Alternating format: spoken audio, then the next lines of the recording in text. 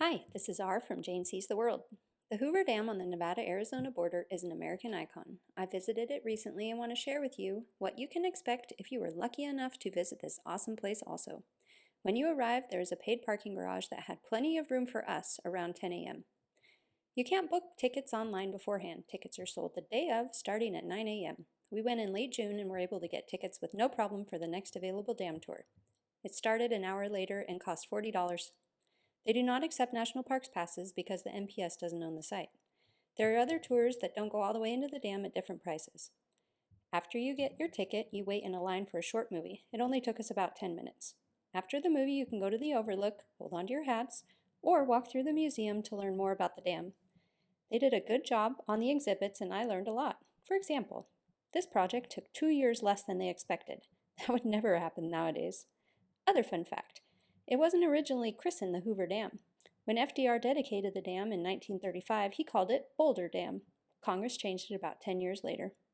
Also, because it is so hot in the area, they had to create a way to cool the cement after it was poured because it would have taken forever to dry naturally. At this point, it was just about time for our tour. They have water fountains and bathrooms available before the tour starts. We began the tour by going down an elevator with about 20 other people. If you're claustrophobic, this is probably going to be the worst part. Our guide was very enthusiastic and knowledgeable, and our first stop explained how the dam was built.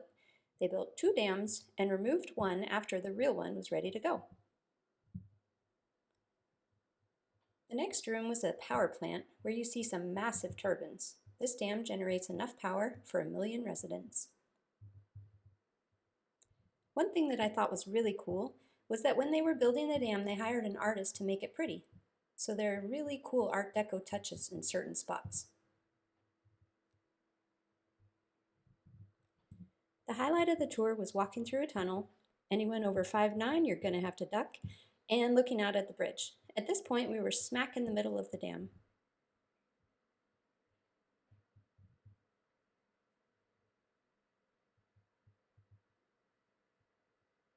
Check out the vintage graffiti. The last stop was to see the long, steep stairwell from the bottom of the dam to the top, nicknamed the Stairway to Heaven. Luckily for us, the tour didn't have us climb these steps, and we could cram back into the elevators at the end of the tour. We ended up on top of the dam and we could see the bridge on one side and Lake Mead on the other.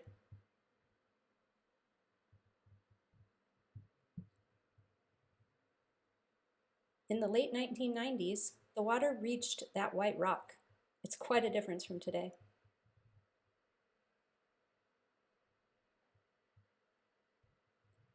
On the way back to the parking lot, you can check out the gift shop, a cafe, and some really cool Art Deco touches. Now, I loved this tour. The paid parking was ample, we were able to score tickets without a problem, and I didn't get claustrophobic at the dam. If you haven't visited before, you should definitely do it. Subscribe to Jane Sees the World for more travel tips. Happy adventures!